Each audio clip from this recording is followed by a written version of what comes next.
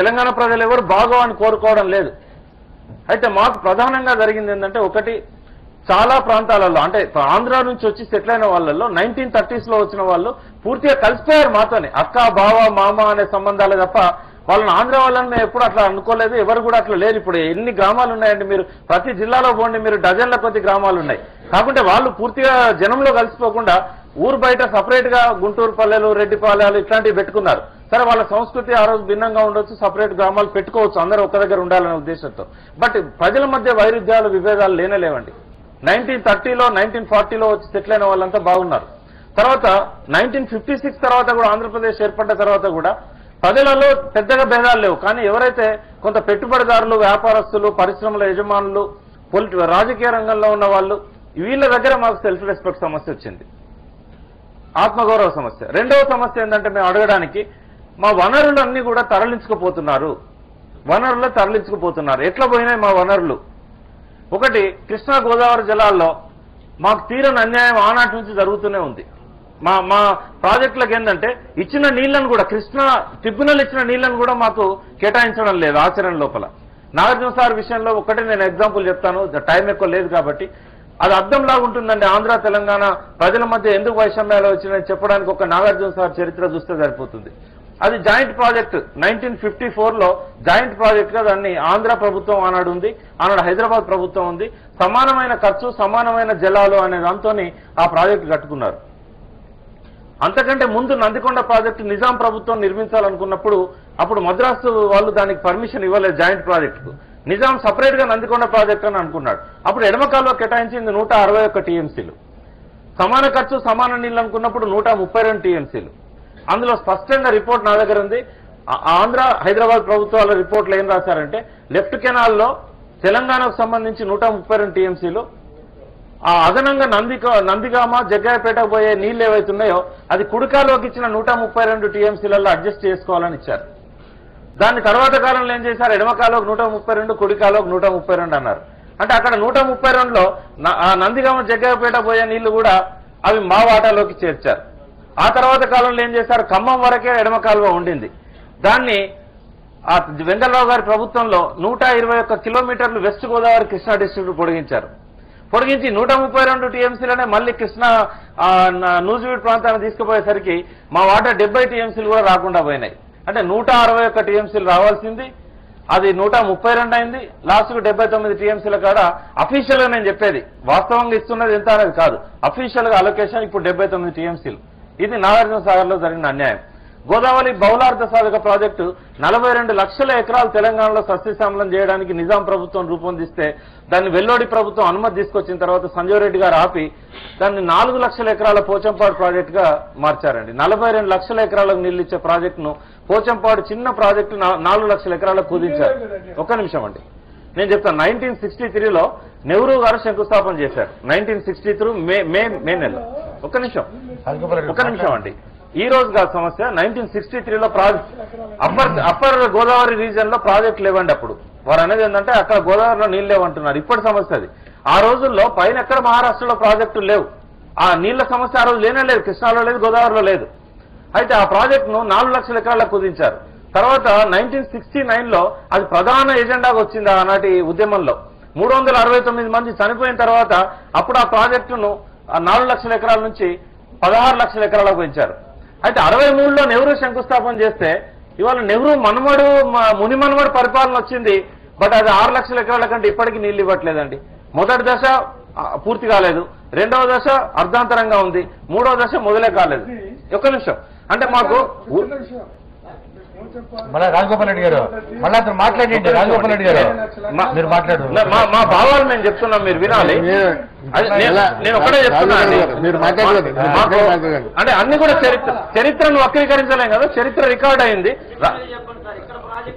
మాట్లాడతాడు. అయితే కృష్ణా గోదావరి నదిలో నేను ఒక 2 కేస్ స్టడీస్ చెప్పాను మీకు. అంటే ఇప్పుడు నేను చెప్పేటి అన్ని కూడా చరిత్ర కాబట్టి నేను వక్రీకరించే హక్కు నాకు లేదు. కాబట్టి రాజగోపాల్ రెడ్డి గారికి వాటి వాస్తవాలు శ్రీరామ్ సాగర్ ప్రాజెక్టు గారిని కన్సల్ట్ చేస్తే మొత్తం విషయాలు తెలుస్తాయి. ఈ రకంగా గోదావరిలో కానీ కృష్ణాలో కానీ మాకు దాదాపుగా 60 లక్షల ఎకరాలకు నీళ్లు వచ్చే ప్రాజెక్టులను మాకు అన్ని హక్కులు ఉన్నా కూడా మాకు ఈనాటి వరకు కూడా వాటిని నిర్మించలేదు. ఇవి నీళ్లకు సంబంధించిన విషయాలలో. ఇంకా ఉద్యోగాలకు సంబంధించిన విషయాలలో నీళ్లకు సంబంధించి ఇంకొక విషయం చెప్తానండి. ఈ ఆంధ్ర రాష్ట్రం ఏర్పడక ముందు, ఆంధ్రప్రదేశ్ ఏర్పడక ముందు మా దగ్గర 63% సాగు భూమి మైనర్ ఇరిగేషన్ కింద ఉండేది. అంటే నీటి వసతి ఉన్న భూమి, పంట భూమిలో నీటి వసతి భూమి 63% మాకు. ఎందుకంటే మాకు ప్రాజెక్టులు ఎక్కువ లేవు. ఆ రోజు కట్టిన కేవలం నిజాం సాగర్ ఒకటి, తర్వాత నిజాం కట్టిన కొన్ని మీడియం ఇరిగేషన్ ప్రాజెక్టులు, ఆ తర్వాత కట్టిన రాజోలి పంట డైవర్షన్ స్కీమ్, ఇట్లాంటివి మాత్రమే. అయితే ఆ మైనర్ ఇరిగేషన్ 63% మాకు ఉన్నదాన్ని మైనర్ అన్నారు. ఆ ప్రాజెక్టుల కింద మాకు 15% కూడా లేదు, దాన్ని ఏమో మేజర్ అన్నారు. అయితే ఫండ్ అలొకేషన్ అప్పుడు ఏమైందంటే మైనర్ ఇరిగేషన్ కు మొత్తం రాష్ట్ర వ్యాప్తంగానే ఫండ్ అలొకేషన్ లో అన్యాయం జరిగింది.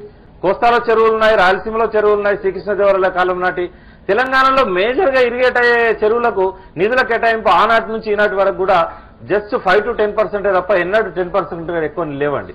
దానివల్ల మాకు ఉన్న మైనర్ ఇరిగేషన్ సోర్సెస్ అన్ని కూడా దెబ్బతిన్నాయి. అవన్నీ గొలుసు చెరువుల్లాగా ఉండేటి.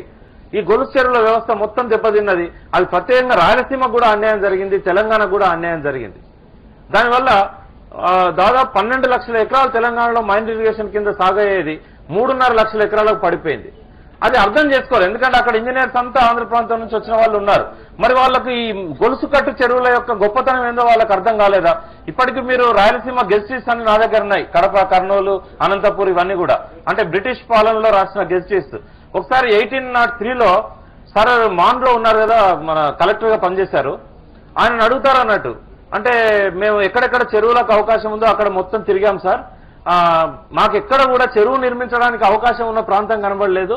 ఎక్కడెక్కడైతే అవకాశాలు ఉన్నాయో కృష్ణదేవరాయల కాలంలో, అంతకుముందు కాకతీయుల కాలంలో మొత్తం చెరువులు నిర్మించారు, కాబట్టి కొత్త చెరువు నిర్మించే అవకాశమే లేదని దాన్ని చదివింది కూడా భూమన్ గారు రాసిన రచనలో నుంచి చదివాను నేను. అది గెజిటీర్లో కూడా స్పష్టంగా మళ్ళీ కనబడింది. అంటే అటువంటి గొప్ప అంటే చెరువుల సంస్కృతిని ఇవాళ మరి 7 అంచెల ఇంజనీర్ల వ్యవస్థ. అంతకుముందు ఒక నీరడి అనేవాడు కాపాడేవాడు, అన్ఎడ్యుకేటెడ్ ఇల్లిటరేట్ నీరడి దాన్ని కాపాడేవాడు. ఇవాళ junior engineer, deputy engineer, executive engineer, సిఈలు, ఈఎన్సీలు, ఇన్ని 7 అంచెల వ్యవస్థ గొలుసు చెరువులను ఎందుకు కాపాడలేకపోయింది? వాళ్ళ నీళ్ల సమస్య ఇంత వచ్చేది కాదు. దానివల్ల ఇంకో అడ్వాంటేజ్ ఏముంటుందంటే భూగర్భ జలాలు కూడా బాగా రీఛార్జ్ అవుతాయి చెరువులు ఉన్నట్టయితే. ఈ కప్పుల్లాగా ఉండే చెరువులన్నీ సాసరలాగా మారిపోయినాయి. ప్రధానంగా తెలంగాణ, రాయలసీమలో మాత్రమే చెరువుల కింద 3 వంతులు తగ్గింది. బట్ ఏ రకంగా చేశారో మాకు తెలియదు కానీ కోస్తా కింద చెరువుల కింద విస్తీర్ణం చాలా అంటే ఒక 10% కూడా తగ్గలేదండి. ఇప్పుడు మీరు స్టాటిస్టికల్ అబ్స్ట్రాక్ట్ తీసుకున్నా కూడా ఇది మెయింటైన్ అవుతున్నది ఈ 2 ప్రాంతాల్లో తగ్గిపోయింది. దానికి కారణాలు అనేవి మాకు అనిపించింది ఏంటంటే ఇక్కడ కూడా వివక్ష పాటించారు. మాది మేజర్ ఇరిగేషన్ ఉన్నదాన్ని మైనర్ ఇరిగేషన్ కింద జమగట్టి 5% నిధులు ఇచ్చి 95% నిధులు ప్రాజెక్టులు ఉన్న ప్రాంతాలకు మళ్లించారనేది మా ఆరోపణ. అయితే అప్పుడు చాలా మంది అంటారు అర్ధర్ కాటన్ కట్టిన ప్రాజెక్టులు కదా, మీరు ఎందుకు క్వశ్చన్ చేస్తున్నారని. మీరు చూడండి, ఉమ్మడి రాష్ట్రంలోనే ప్రకాశం బ్యారేజ్ని కట్టారు. అర్ధర్ కాటన్ కట్టింది కాదు ఇప్పుడున్నది. ధవళేశ్వరం ఆనకట్ట కూడా ఉమ్మడి రాష్ట్రంలోనే కట్టారు. ఏ నిధులతో కట్టారండి? సమైక్య రాష్ట్ర నిధులతోనే కదా కట్టింది అవి.